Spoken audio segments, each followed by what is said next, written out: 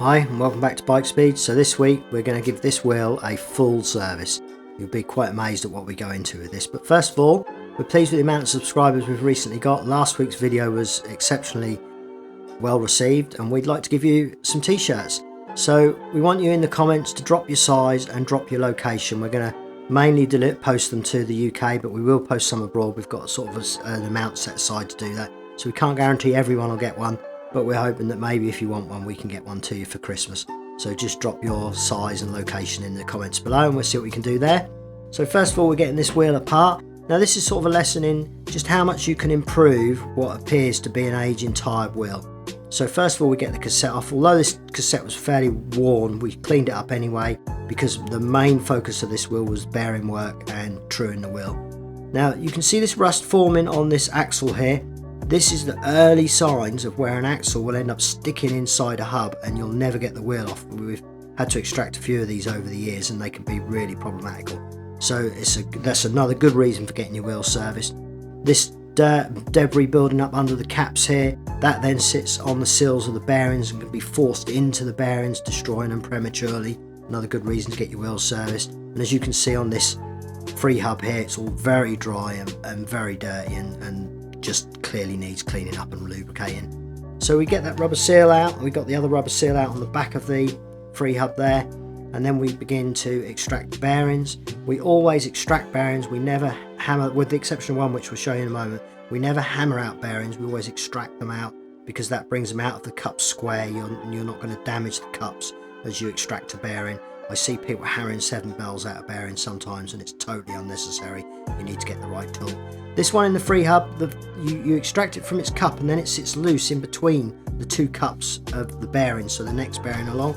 So I just tap that very lightly to seat it initially on the cup before I then extract it out. It just helps it go into that cup square without again damaging it or anything like that. So that's what we were just doing there. We're just removing the bearings on these free hubs. You have to sort of do it as a very lengthy process. There's a lot of setting up of these extractors and things to get it right. You know, everything needs to be perfect. This is the only bearing I knock out. There's a sleeve inside there between the two bearings, so you can't get an extractor in there. But I always knock out non-drive side first and then I extract out the drive side, so there's no risk of damaging the internals of the hub that the pawls sit on within the free hub. So this is all our components off. Chuck them in the ultrasonic cleaner.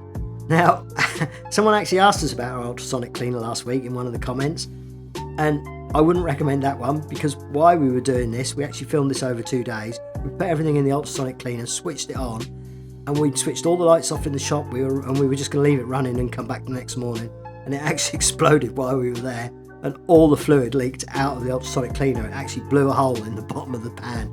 Yeah, that was a bit of a panic moment there, but that does mean that some of this stuff isn't spotlessly clean out of the ultrasonic cleaner. We actually had to do some scrubbing here to get everything clean and tidy, and we've ordered a new ultrasonic cleaner this week, which we may talk to you about next week. You'll have to wait and see whatever we're doing.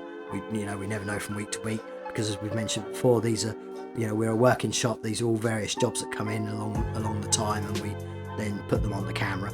So this is the axle through the centre, and you'll see just by that toothbrush there's some sort of shiny areas there where the bearings sit along the axle, and we clean up all those, and you can see this is all the parts clean with the new bearings sitting there, and it's all ready to go together. And now we start to clean the hub. Now with your bearings, I often see on Facebook and forums and various places people say, well, I've got this new bike, but I want to upgrade it. What do I upgrade first? And the amount of people say, oh, you need a different set of wheels. That's always the first upgrade to do. I actually disagree with that. I actually believe one of the best upgrades you can do on a stock bike is your bearings.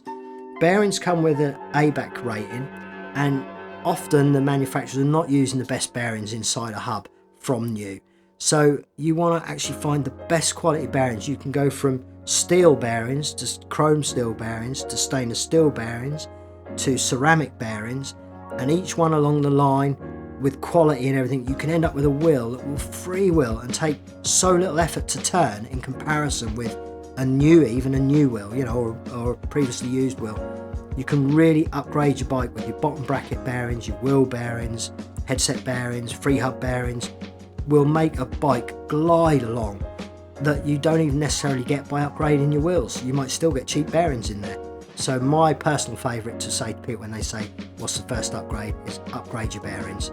Now with the free hub, I'm going to just lubricate the pores on this hub here. I actually just pull them out. They have a spring around them, so I just lift it out so that I lubricate the actual piece that is rotating, pivoting on itself, which is inside there. And then a light dusting, like a buttering on these outside. You don't want to pack it too much or you'll make it silent. You won't get that lovely free hub sound.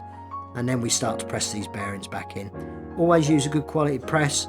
Always get one with the right fittings for the bearings that you're putting in, and they'll go in beautifully square, beautifully smooth, and even down to the way a bearing is fitted will determine the lifespan of that bearing. We talked about silicone grease on our recent video about lubricating, and I was saying that I use this for rubber parts, so this is a good example on this hub. There's that rubber cap in there which I've just lubricated with silicone. This little, for want of a better word, washer that goes on the back of the free hub, little seal I suppose you would call that, a little bit of lubricant on there, that's all silicone based, and that just helps those parts to move and flow in. Copper slip on the threads, as I've explained before. Again, there's a little O-ring on this back piece there, so a little bit of silicone on that helps that go in. And then obviously this quick release axle, we want to make sure that that's never going to stick again, so a little bit of grease along its length, copper slip on its threads, and that should just stop that sticking inside the axle at any point. So we've done the bearings, we've cleaned everything up, that is now all perfect inside there.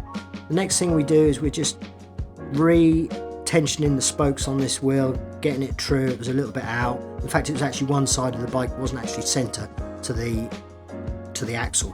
So we just go around this. I sort of tend to work 12 o'clock, 6 o'clock, 3 o'clock, 9 o'clock and so on around the wheel. And then eventually we produce this report where you can see the triangles there are spokes that are either too tight or too loose, 10% variant on the entire wheel, and then we eventually get it where we've got everything spot on. So this graph, which is more graphic representation of how the wheel came in, where it was completely wrong on its tensions, and then you can see how much better this wheel is. I mean, it's quite an old wheel, so it's very hard to get perfect, but that was all within 10% tolerance. And next up, we just move the logo. Normally I would put the logo by the valve, but in this instance the writing would be upside down, so I actually put it at the 6 o'clock position to the valve at 12, and that just makes sure that the logo and the rotation of the tyre and everything is the correct way round. And then we give this wheel a good clean up. You know, whenever you're doing any work, it's good practice I always want to present something that I've worked on back to a customer as near to new and original as I can, so that it really looks nice when it goes back on the bike. Now your disc is your number one reason for squealing in your brakes, so a little bit of wet and dry on there doesn't go amiss, and a little bit of this brake cleaner just to clean off any residue that I've left on it with the wet and drying. And you'll see in the before and after shots, even that disc looked completely different once it was done.